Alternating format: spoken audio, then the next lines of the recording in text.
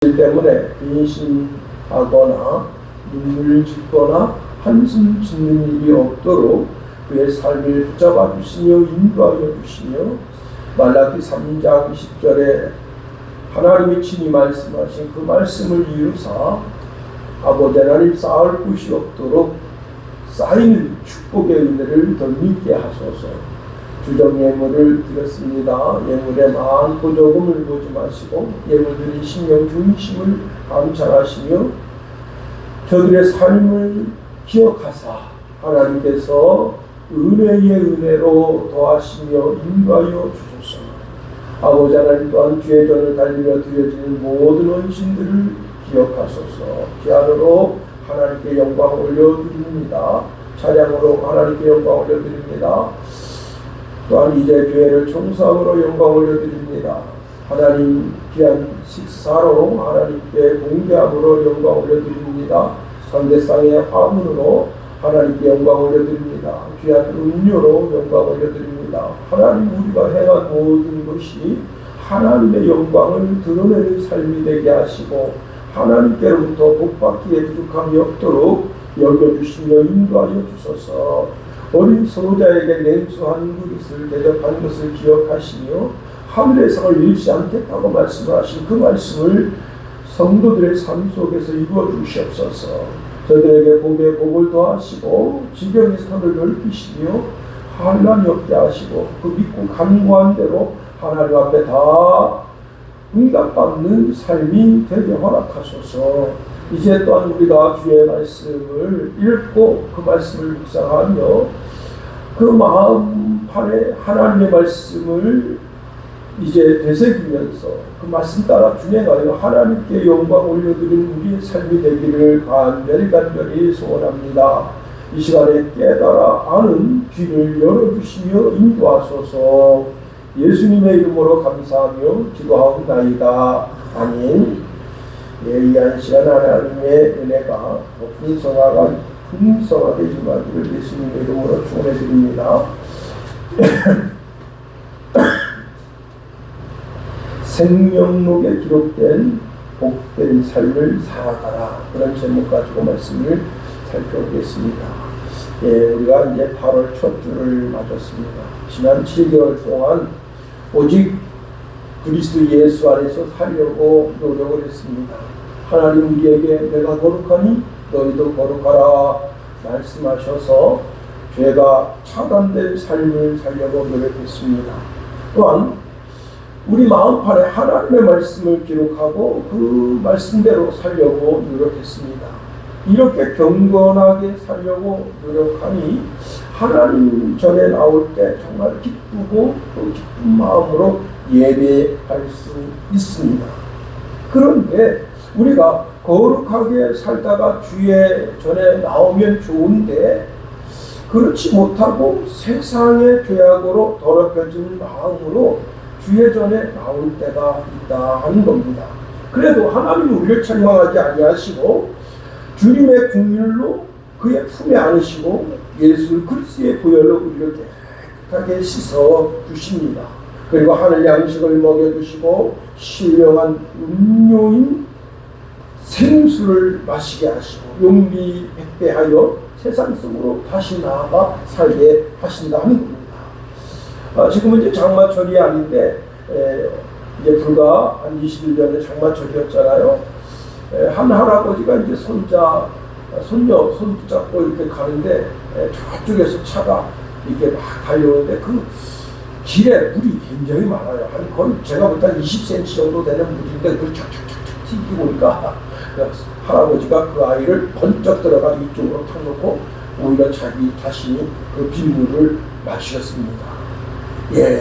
손녀에게 그 빗물이 그래도 깨끗하지만 그래도 깨끗한 물이라도 그 물이 몸에 닿지 않게 하기 위해서 번쩍 손을 들어서 이게 좌편으로 놓는 것처럼 하나님은 하나님의 자녀가 세상에 살 때 더러운 구정물이 젖어서 그 삶이 더럽혀질까봐 번쩍 들어서 그리고는 하나님의 우편으로 옮기신다 하는 겁니다. 우리가 조금 더 거룩하게, 조금 더 성결하게, 조금 더 하나님의 자녀답게 살아야 한다는 겁니다. 사도 베드로는 우리에게 지나간 때가 족하다 말씀을 주십니다. 더 이상 과거에 얽매이는 삶을 살지 말라는 겁니다. 베드로전서 4장 2절 3절에 보니까 그 후로는 다시 사람의 정욕을 따르지 않고 하나님의 뜻을 따라 육체의 남은 딸을 살게 하려 함이라.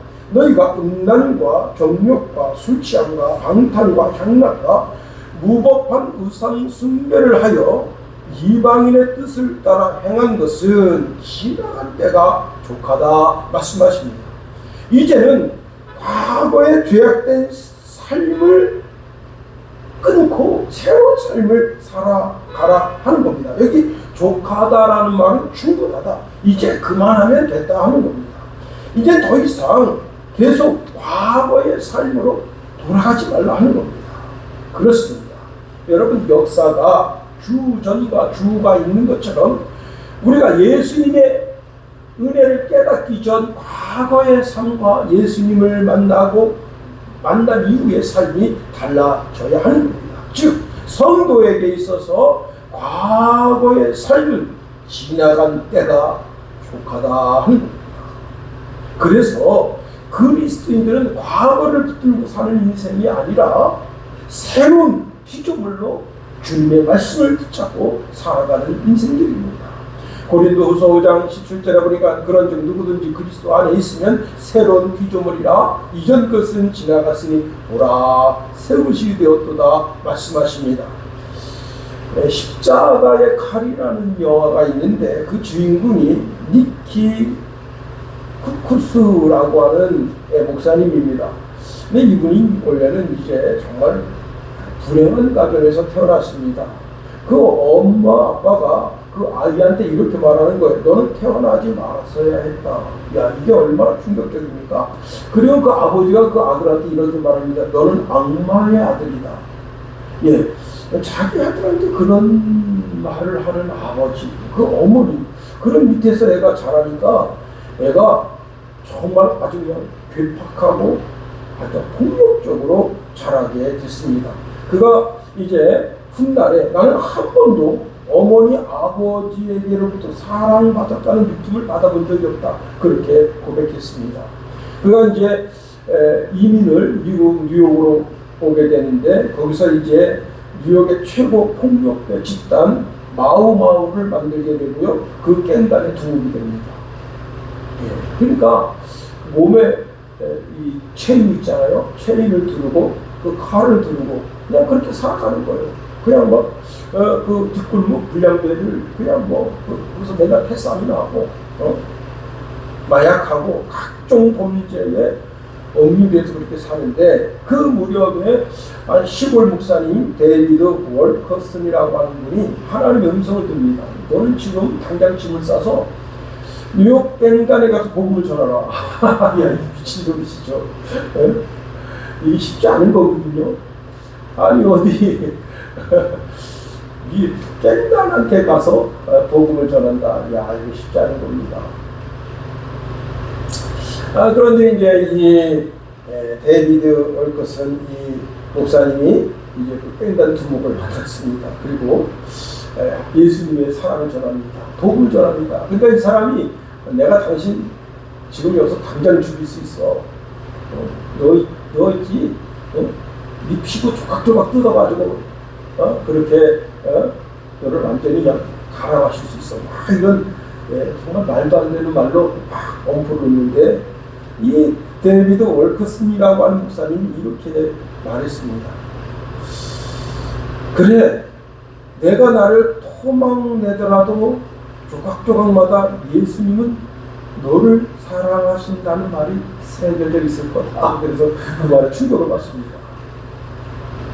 그때부터 이제 니키 쿠쿠스가 도대체 예수라는 인간이 뭔데 그 고민하다가 이제 이 시골 목사님이 집회를 하는 그곳에 가서 참석하다가 몰래 들어서 참석하다가 자기가 이제 예수가 어떤 분이고 그리고 예수님은 과거와 현재와 미래 모든 죄를 용서하시고 우리에게 새 삶을 인도하신다는 삶을 깨닫고 거기서 이제 그가 돌이키게 됩니다. 예수님을 구주로 영접하게 되고 그의 삶은 완전히 달라졌습니다. 폭력을 버리고 갱단 생활을 청산한다. 그리고 이제 성경을 배우기 시작하고 그동안 용서하지 못했던 사람들을 용서하며 복음을 전하는 삶을 살다가 이제 자기 갱단원들을 전부 복음화시키고 그리고 지역 사람들 복음화시키고 그리고는 내가 정말 복음을 깨닫지 못하는 그런 곳에 가서 복음을 전해야 되겠다 하고 설교지에 가서 복음을 전하게 되고 여러 나라의 간증 집회를 다니게 됐다는 겁니다. 그 일생일대기로 이제 만든 영화가 십자가와 칼이라고 하는 겁니다. 그렇습니다. 우리는 예수님을 만나기 전 그리고 만난 후 이후의 삶이 전혀 다른 사람이다 하는 겁니다. 자, 오늘 본문으로 가봅니다. 오늘 본문의 창세기 5장 1절에 보면 이것은 아담의 계보를 적은 책이니라. 계보라는 게 이제 족보죠, 족보. 근데 성경에는 심심치 않게 족보 내용이 나온다는 사실입니다. 사실 우리나라도 족보를 매우 중요시 여기는 나라입니다. 지방마다 이제 족보를 다 가지고 있죠. 그래서 여러분 그 시골에 가서 이렇게 뭐 어른들하고 좀 얘기하면 첫 번째 나오는 얘기가 족보 이야기입니다. 성을 물어보고 그 다음에 돈이 어떻게 되냐 그리고 관을 물어보고요. 족보를 물어보는 것이 일반 상식화되었다 하는 겁니다. 그런데 우리나라 우리 민족 그 이상으로 족보를 따지는 민족이 있는데 그 민족이 바로 유대 민족이라는 겁니다. 여러분 구약 성경을 읽으면 족보 이야기가 얼마나 많이 나오는지 몰라요. 계속해서 여러분 사무엘상, 열왕기상 계속 족보가 나오죠. 오늘 본문에도 족보 이야기인데 족보가 계속해서 나오는 겁니다. 그런데 신약 성경에도 족보가 나옵니다. 마태복음에도 족보가 나오고 누가복음에도 족보가 나옵니다. 마태복음 1장 1절에 보면 아브라함과 다윗의 자손 예수 그리스도의 세계라. 아브라함이 이삭을 낳고 이삭은 야곱을 낳고 야곱은 유다와 그 형제를 낳고 우리가 이제 성경책 좀 읽으라 그러면 성도들이 낳고 하다가 거기에 이 강력한 수면제가 있습니다. 그래서요 마태복음 1장 읽다가 그냥 성경 쫙 듣고 그냥 한잔 자는 거예요. 그 다음에 내가 목사님 성경 좀 읽으라 그랬는데 내가 성경 좀 보여주면 안 되지 읽어야지. 그리고 다시 또 마태복음 딱 보면 그때 또 강력한 수면의 뼈가 있어서 또 그래서 제가 말씀드리는 거 요한복음부터 읽어라. 요한복음부터 읽어라. 자, 유대인들이 얼마나 족보의 진정인가 하면요. 하나님께로부터 아담과 하와를 창조하시고 쭉 족보가 내려갑니다. 그래서 족보가 어디에 와서 끝나는가 하면 예수님에서 끝납니다. 족보가. 신기하죠. 그 다음에 누가복음의 족보를 보면 누가복음에는 예수님으로 시작해서 하나님께 쭉 거슬러 올라가서 여호와 하나님께로 끝난다. 오늘 본문에 창세기 말씀을 쭉 가다가 갑자기 족보 이야기를 하고 있습니다. 이 족보는 위로부터 시작된 족보인데 이 정도라면 이 민족은 참으로 족보를 많이 따지는 민족임을 알 수 있습니다. 심지어는요, 이제 바벨론에서 이렇게 이제 유대 땅으로 돌아왔습니다. 그런데 거기에 제사장들이 있는데 좀 약간 요것들이 아리까리예요. 여기 제사장이니까 아니까. 그래가지고 족보를 따집니다. 그러니까 족보를 따지니까 족보 근거를 못해. 그래서 그들을 성전에서 다 내쫓았다 하는 겁니다. 그 정도로 족보를 따지기 좋아하는 민족이 유대 민족입니다. 우리가 오늘 본문에 있는 말씀을 통해서 세 가지를 한번 살펴보겠습니다. 자, 오늘 본문에 셋의 족보가 나오는데 공통적인 특징이 있는데 뭐냐면 살고 죽었다라는 겁니다. 이 창세기 5장에만 살고 죽었다라고 하는 표현이 8번 나옵니다. 근데 옛날 성경에는 이 살고라는 단어가 향수라는 단어가 됐어요. 향수하고 죽었더라. 예, 향수라는 단어를 한자어로 살펴보면요, 누릴 향입니다. 혜택이나 복을 받아서 누리다라는 뜻이고, 예, 수는 목숨수입니다. 오래 살다, 장수하다, 그런 뜻을 가지고 있습니다. 예, 이것은 뭐 단순하게 목숨만 연장해서 길게 오래 살았다, 그런 뜻이 아닙니다. 하나님이 주신 수명과 복을 마음껏 누리며 건강하고 행복하게 살았다라는 뜻입니다. 단순하게 숨이 붙어 있었다, 생물학적으로 여러분 그 코마에 걸린 분들이 있잖아요. 그래서 병원에 이제 산소호흡기를 꽂고 그냥 이제 여기 목구멍을 뚫어가 여기다가 튜브에다가 음식을 넣어줍니다. 그렇게 해서 사시는 분도 있단 말이에요. 그렇게 단순히 목숨만 오래 살았다, 그런 것이 아닙니다. 이것은 향수라고 하는 단어는 하나님과의 관계 속에서 생명력 있게 삶을 살았다는 거예요. 하나님이 주신 삶의 풍요로움과 또 목적을 온전히 이루고 행복하게 살았다는 것을 보여주는 겁니다. 자, 이들이 사는 날 동안에 예술적이고 아름다움이나 감동을 의미하고 또 즐거움, 삶을 즐기는 즐거운 삶을 산 것. 자, 그리고 하나님께서는 때때로 그들에게 은혜와 은총을 베풀어 주시는 삶을 살았다는 겁니다. 여러분, 우리나라 역사 속에 이주일이라는 코미디언이 있었습니다. 예, 그 코미디언이 이제 우리로 보면 이제 개그 콘서트 같은 데에 나왔는데, 처음에 나왔을 때 정말 사람들이 박장대소했습니다. 그리고 그 이주일이라고 하는 분이 그 멘트가 뭐냐면, 뭔가 보여주겠습니다. 뭔가 보여주겠습니다. 예. 그런데 그분이 이제 말년에 뭔가를 보여줬죠. 뭘 보여줬습니까? 담배 피지 마라. 그분이 폐암을 죽었습니다. 하루에 담배 4갑을 폈대요. 이게 숭숭하고 만든 집안인데 여기다 왜 자꾸 담배찜을 갖다가 묻히잖아요. 그냥 3갑, 4갑 피고, 그러니까 담배를 손에서 못 넣는 거더라고요. 결국은 폐암 때문에 그분이 이제 마지막 온 국민에게 보여준 것은 담배 피지 마라는 그런 이제 광고를 통해서 자신의 삶이 이게 폐암으로 죽어가는 것을 보여줬습니다. 자, 세세 가문의 후손들은 뭔가를 보여주겠다고 호언장담하는 삶이 아니었습니다. 이들은 자신의 삶에서 경건한 삶을 보여준 겁니다. 그러니 하나님을 경외하는 자는 하나님께서 장수의 복을 받아 누리게 하시는 겁니다.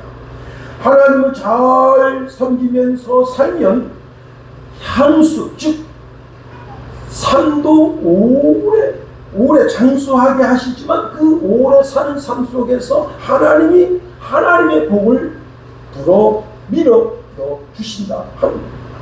성경에 보면요, 이 세 후손들은 거의 800살, 900살 그 이상을 살았다는 겁니다.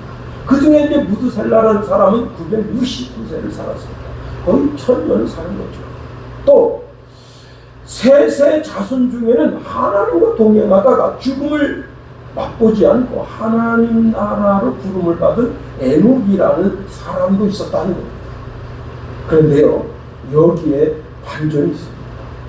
자, 하나님을 떠난 사람, 하나님을 등진 사람의 족보 이야기가 있는데, 창세기 4장 16절에서 24절에 가인의 족보가 나옵니다. 그런데 가인의 족보에는 향수하고 죽었더라라는 구절이 한 사람도 없어요. 가인의 후손은 하나님 없이도 살 수 있다고 생각합니다. 그래서 그들은 에덴 동편에 거기 가서 살았습니다. 근데 그 삶이 뭐냐면 삶 자체가 지옥이라는 겁니다. 매일매일 사는 것이 죽지 못해서 사는 삶을 사는 겁니다. 자, 가인이 어떤 사람입니까? 그 아벨을 돌로 쳐 죽였습니다. 사람을 돌로 쳐 죽이는데 사람이 쉽게 죽지가 않아요. 그래서 어떻게 했습니까? 에덴 동편에 가서 사람을 쉽게 죽이기 위해서 칼의 문화를 만든 겁니다. 이게 무서운 거예요. 사람 죽이겠다고 칼을 만들었습니다. 그리고 결국은 그 가인의 후손이 살인자의 문화를 만드는 거예요. 그리고 이제 가인은 동생 아우 죽인 그 피가 그 손에 있는데 그 피가 계속 이어지는 겁니다. 칼이 지배하는 사회는 행복할 수가 없다. 칼을 쓰는 사람은 그 칼을 발달시킬 수밖에 없는 겁니다. 결국은 칼이 지배하는 그 사회는 강박하게 되고, 그 삶이 어떻게 있어요?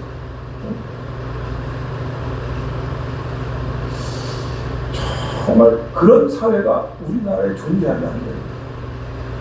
우리나라는 참 정말 지금 제가 볼 때는 거의 천국에 가까운 삶을 살고 있다.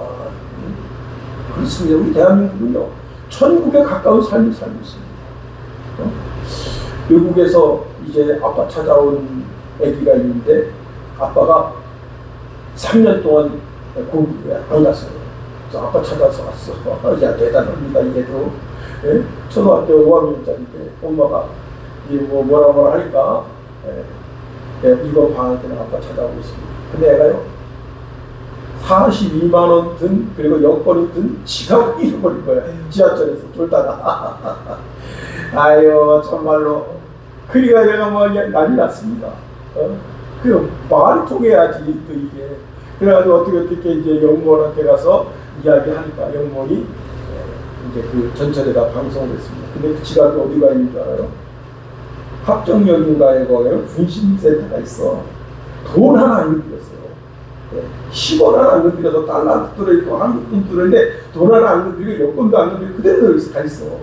이게 여러분, 이게 정말 우리나라 국민성이 그만큼 올라오는 거예요. 야, 대단하잖아요. 그리고 이제 이게 알게 되니까 또 경찰 관계자들이 이렇게 해서 그 아버지가 오산에서 일을 하는데 거기 이제 찾아갈 수 있도록 길을 열어줍니다. 참 우리나라 좋은 나라, 행복한 나라. 그런데 여러분, 칼의 문화가 역사에 있어요. 우리나라 6.25 직후에 종로 깡패 이야기. 아니, 내가 어렸을 때도 동네 있잖아요.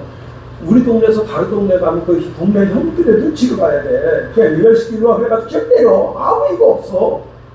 아무 이유 없이 때리는 거야. 뺨을 때리고 그 다음에 이제 돈 있으면 내놔. 이게 우리 어릴 때는 그게 일상 문화였어요. 여러분은 그런 문화를 겪어보지 않았지. 그래서 학교 갈 때도 이제 다른 마을 하나를 거쳐서 가야 되거든. 그럼 그 모여서 가는 거야. 7, 8명 모여가면 못 건드려요. 근데 이 초등학교 나온 형들이 이 중학교 진학을 안 했어. 그럼 웃어. 딱이다. 야, 쉽게 이리와. 그러면, 이러세요. 쉽게 있으면 다 내라. 근데 우리는 집안이 커요. 그 동네 집안이 커. 우리 건드릴 때 난리나. 곳곳에 집안이 쫙 있어서 함부로 못 건드려. 아, 쟤는 경주 김씨 집안. 쟤는 건드리면 큰일 나지. 그런, 여러분, 칼의 문화가 역사하지 않는 것만 해도 상당히 감사해야 됩니다. 여러분, 사람이 살아가는 데 있어서 사람답지 못하고 늘 항상 살기를 느끼면서 산다고 하는 것이 그 삶 자체가 보통이 아닙니다. 전도서 6장 3절에 사람이 비록 일백 자녀를 낳고 또 장수하여 사는 날이 많을지라도 그 신명이 낙이 족하지 못하고 또 그 몸이 매장되지 못하면 나는 이르기를 낙태된 자가 저보다 낫다 하노니 말씀하고 있습니다. 가인의 자손들은 셋의 자손들처럼 그때 당시는 오래 살았어요. 장수했어요. 그런데 왜 성경은 그들은 향수하고 죽었다라고 기록하지 않았느냐는 겁니다. 왜 그런 거예요? 지금 우리나라에 한 살인사건이 일어났는데 이 남편이 국민 남편입니다. 참 못돼 처먹었죠. 그래서 아내를 샌드백처럼 수습해요. 그날도 이제 화딱지가 나가지고 이제 지 아내를 샌드백처럼 치는 거예요. 치고 그러니까 아내가 툭 쓰러지면서 죽어버렸어. 그래가지고 이제 자기가 그 현장을 도망가는 거예요. 그래서 집 뒤라는 그래서 이제 집 앞에는 마을에는 CCTV가 있어. 그 CCTV가 있는 쪽으로 가면 안 되니까 자기가 집 뒤라는 쪽으로 산으로 도망가려고 딱 나서다가 살인도 안 터뜨렸어. 그래가지고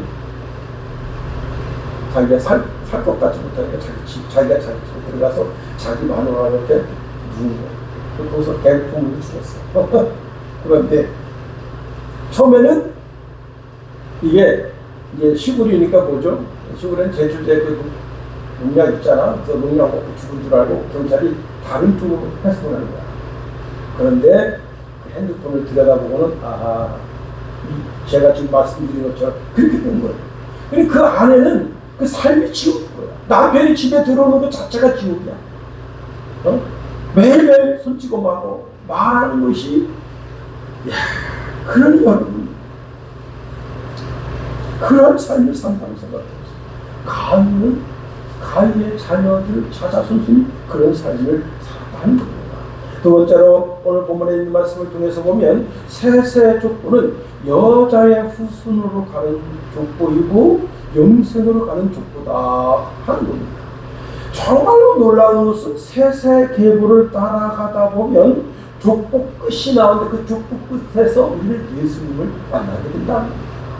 마태복음 1장 16절 17절에 보니까 야곱은 마리아의 남편 요셉을 낳았으니 마리아에게서 그리스도라 칭하는 예수가 나시니라. 여러분 너무나 놀라운 것은 이 세상을 구원할 족보, 셋의 족보가 이 세상을 구원할 족보이고 구약의 모든 족보의 마침표가 마태복음 1장 16절에서 마침표를 치고 있다고 하는 겁니다. 즉 창세기 13장 16절에 여인의 후손이라고 하는 그 여인의 후손을 통해서 오는 족보가 마태복음 1장 16절 예수 그리스도에게서 마침표를 치고 있다는 거예요. 누가복음에 나타난 족보도 마찬가지입니다. 예수님으로부터 시작해서 쭉쭉쭉 올라가서 여인의 후손을 통해서 하나님께로부터 닿아서 그 족보가 끝을 내고 있다는 겁니다. 셋의 족보는 더 이상 존재하지 않는다. 요한일서 5장 20절에 보니까 또 아는 것은 하나님의 아들이 이르러 우리에게 지각을 주사 우리로 참된 자를 알게 하신 것과 또한 우리가 참된 자 곧 그의 아들 예수 그리스도 안에 있는 것이니 그는 참 하나님이시요 영생이십니다. 우리가 예수님을 알았습니다. 그럼 예수님을 알았으면 예수님이 아는 게 뭐냐면 예수님은 바로 영생 자체다. 예수님을 통해서 셋의 계보는 단순한 혈통적 족보가 아니라 하나님의 생명이 이어지는 영생의 족보라는 사실을 알게 됩니다. 가인은 세상의 문명을 이어가는 족보예요. 그러니까 이 세상에 세상을 이어가는 문명의 족보가 있는 거예요. 그런데 셋의 족보는 하나님의 약속을 이어가는 족보라 하는 겁니다. 그 족보의 마지막이 누구라고요? 예수 그리스도. 예수 그리스도에게서 끝이 났다. 예수님은 영생이시고 셋의 족보는 결국 영생으로 가는 길을 보여주는 족보라 하는 겁니다. 우리가 이미 살펴보았습니다만 향수하고 죽었더라. 자, 하나님 주신 것은 우리가 이 땅에서 하나님 주신 은혜와 은총을 축복을 받아 누리며 살다가 그리고 하나님의 나라에 가는 것이 하나님께서 우리에게 정해주신 길이라는 겁니다. 인간은 원래는 하나님처럼 살도록 창조되었다는 겁니다. 그런데 창세기 이제 2장 17절에 보면 선악을 알게 하는 나무의 실과를 먹지 말라. 내가 먹는 날에는 정령 죽으리라 말씀하셨음에도 불구하고 아담과 하와는 그냥 사단의 꾀임에 넘어가서 그 선악과를 따먹게 됐습니다. 그 결과 어떻게 됩니까? 죽음이 오게 된 거예요. 사도 바울은 이에 대하여 로마서 5장 12절에 보니까 그러므로 한 사람으로 말미암아 죄가 세상에 들어오고 죄로 말미암아 사망이 왔나니 이와 같이 모든 사람이 죄를 지었으므로 사망이 모든 사람에게 이르렀느니라 말씀하십니다. 자, 하나님은 이 죽음의 역사에 종지부를 찍기를 원하신다. 그래서 최초 복음인 창세기 3장 15절에 여인의 후손을 통해서 이 땅을 구원할 구원의 계획을 말씀하신 거예요. 이렇게 말씀하십니다. 내가 너로 여자와 원수가 되게 하고 너의 후손도 여자의 후손과 원수가 되게 하리니 여자의 후손은 내 머리를 상하게 할 것이요 너는 그의 발꿈치를 상하게 할 것이니라 하십니다. 자, 예수님 십자가에 달리셨을 때 어떻게 했어요? 사단이 여러분 예수님 십자가에 못 박아 죽으면서 손 여기에다 못을 받고 정확한 위치가 여기입니다. 여기가 이제 대라는 게 있어요. 대. 손목 여러분 이렇게 딱 하면 이게 여기에 대라는 게 있어서 그 대가 엄청 강합니다. 찢어지지가 않아요. 여기다 못을 받고 손바닥에 박은 게 아니에요. 그리고 이제 발에도 대가 있습니다. 그 대 위에다가 그 못을 박아서 예수님 십자가에서 이제 근육이 찢어지지 않고 흘러내리지 않도록 시체가 흘러내리지 않도록 그렇게 한 겁니다. 창세기 3장 15절 말씀 그대로 이룹니다. 자, 그런데 이를 사도 바울이 다시 또 로마서에서 말씀하십니다. 로마서 5장 17절 18절에 한 사람의 범죄로 인하여 사망이 그 한 사람으로 말미암아 왕노릇하였은즉 더욱 은혜와 의의 선물을 넘치게 받는 자들이 한 분 예수 그리스도로 말미암아 생명 안에서 왕노릇하리로다. 그런즉 한 범죄로 많은 사람이 정죄에 이른 것 같이 의의 한 행동으로 말미암아 많은 사람이 의롭다 하심을 받아 생명에 이르렀느니라 말씀하십니다. 자, 여인의 후손이신 그리스도가 이 땅에 오셔서 십자가에서 돌아가셨습니다. 이것은 사막의 오아시스와 같은 그런 놀라운 일입니다. 여러분, 한여름 더운 날 그냥 물이 막 얼 정도로 막 그 정도로 차가운 물, 그 한 모금 마시면 얼마나 시원합니까? 그런 냉수와 같은 영혼의 정말 영혼을 살리는 우리의 심령을 시원케 하는 그런 말씀을 합니다. 사도 바울은 고린도전서 15장 54절에 이 썩을 것이 썩지 아니함을 입고 이 죽을 것이 죽지 아니함을 입을 때에 사망이 이김에 삼킨 바 되리라고 기록된 말씀이 응하였느니라. 우리 주님은 사망을 사망시키신 분이에요. 그래요. 그렇습니다. 여러분, 자, 고린도전서 15장 22절에 보면 아담 안에서 모든 사람이 죽은 것 같이 그리스도 안에서 모든 사람이 삶을 얻으리라. 영생의 축복, 생명의 축복, 살 수밖에 없는 축복. 여러분, 사람이 집안에서 고이 간직하고 있는 족보가 아무리 대단하고 그 족보를 들여다보면 낳고 죽고 낳고 죽고 그게 계속 반복이 있거든요. 어떤 면에서 세상의 족보는 죽음의 역사를 기록한 책인데, 자, 오늘 성경에 기록된 이 족보는 생명의 족보, 영생의 족보를 말씀하고 있고 이것을 다른 말로는 생명책이라 말하고 있다는 겁니다. 그렇습니다. 오늘 본문의 말씀에 보면 하나님은 아벨 대신에 셋을 이 땅에 태어나게 하십니다.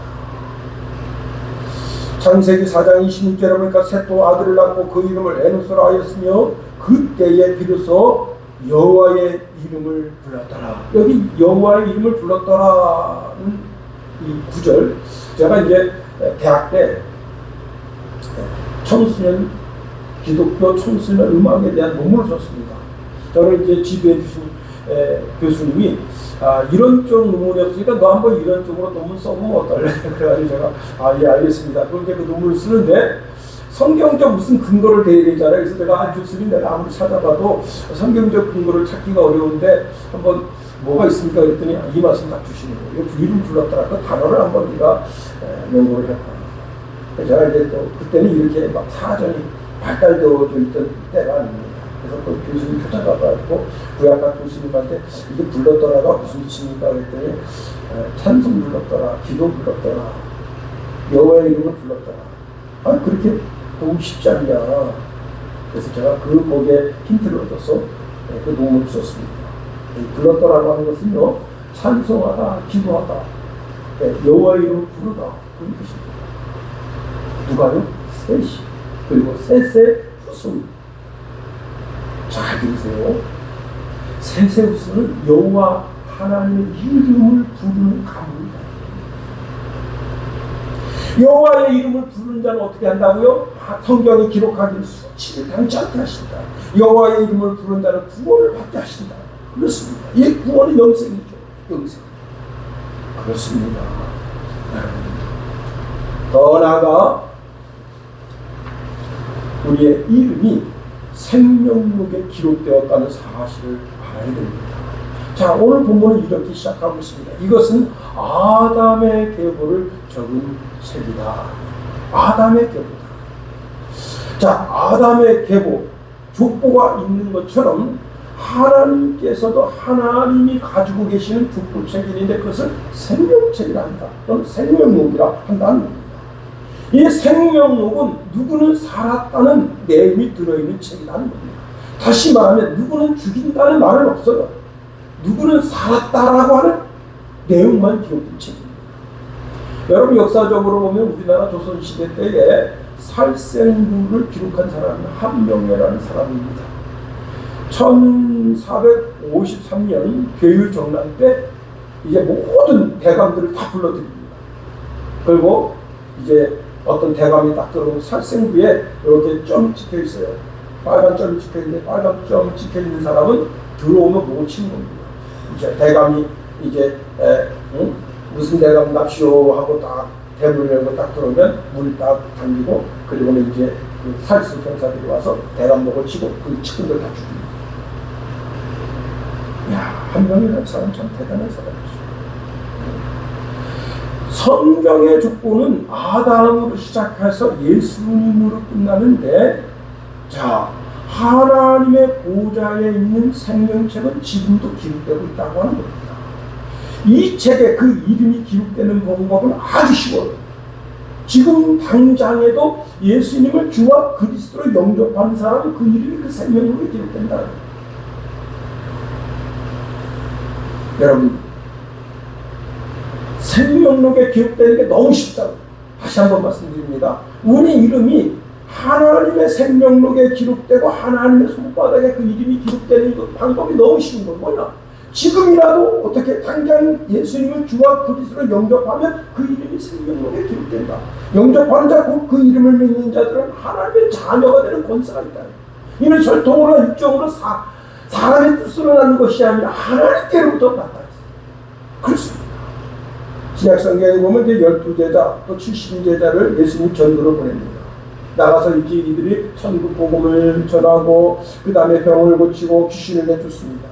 제자들이 너무 신기한 거예요. 아니 가서 자기들에게 무슨 큰 뭐가 없는데 복음을 전하고 병 걸린 사람에서 안수기도 하면 병이 막 나가고 그리고 막 귀신으로 쫓아나고 쫓겨나가는 거예요.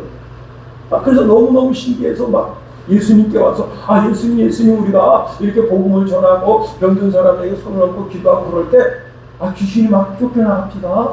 그때 예수님 뭐라 말씀하셨는지 알아요? 누가복음 10장 20절에 귀신들이 너희에게 항복하는 것으로 기뻐하지 말고 너희 이름이 하늘에 기록되는 것으로 기뻐하라. 내 이름이 생명록에 기록된 것으로 기뻐하라. 자, 여러분, 이것은 귀신이 항복하는 것, 질병이 떠나가는 것, 그런 것과는 비교할 수가 없어. 내 이름이 하나님의 생명록, 즉 하나님의 족보에 이름이 기록되었다.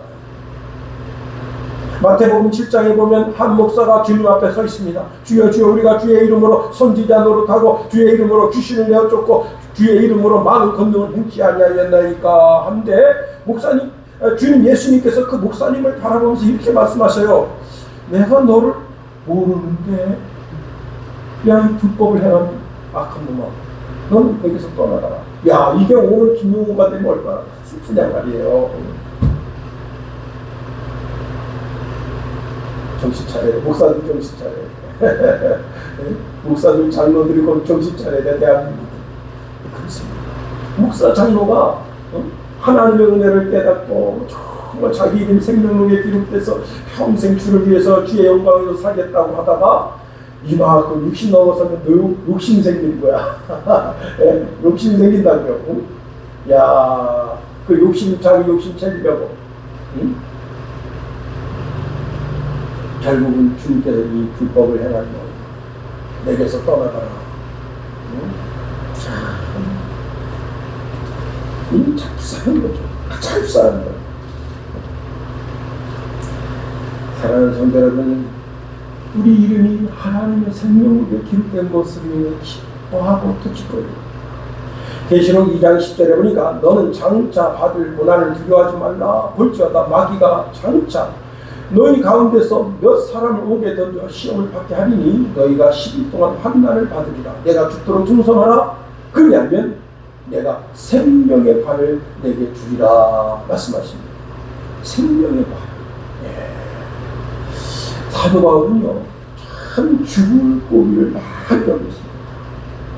그런데 왜 그 죽을 고비마다 그가 정말 이를 악물고 자기 신앙을 지켜냅니다. 이유가 딱 한 가지입니다. 자기 이름이 생명책에 기록됐기 때문입니다. 그리고 그 이름이 지워질까봐 생명 걸고 주의 사명을 감당한 겁니다. 그렇습니다. 빌립보서 4장 3절에 이렇게 말씀하고 있습니다. 참으로 나의 멍에를 같이 한 자 내게 구하노니 복음에 나와 함께 힘쓰던 저 부녀들을 돕고 또 글레멘드와 그 외에 나의 동역자들을 도우라. 그 이름들이 생명책에 기록되었느니라. 자, 이 말씀을 조금 더 크게 주도록 하겠습니다. 이 빌립보서 4장 3절에 보니까 그 이름이 생명록에 있느니라 그랬는데요. 어떤 자들이 생명록에 그 이름이 있는가 보니까 목사와 함께 멍에를 같이 한 사람들이에요. 목사가 뭐 하는 사람이에요? 복음 전하는 사람이에요. 복음 전하는 일에 함께 했다는 거예요. 그 다음에 복음을 위해 자기 자신의 삶을 드린 자들과 함께 하는 자가 생명록에 기록되어 있다는 겁니다. 또 믿음의 사람을 도울 자들의 이름이 생명록에 기록되었다는 겁니다. 그렇습니다. 이제 말씀을 마칩니다. 여러분, 셋으로부터 시작해서 예수님에게로 맞춰진 그 족보는 이 땅에 생명, 구원, 영생이 있음을 보여주는 족보입니다.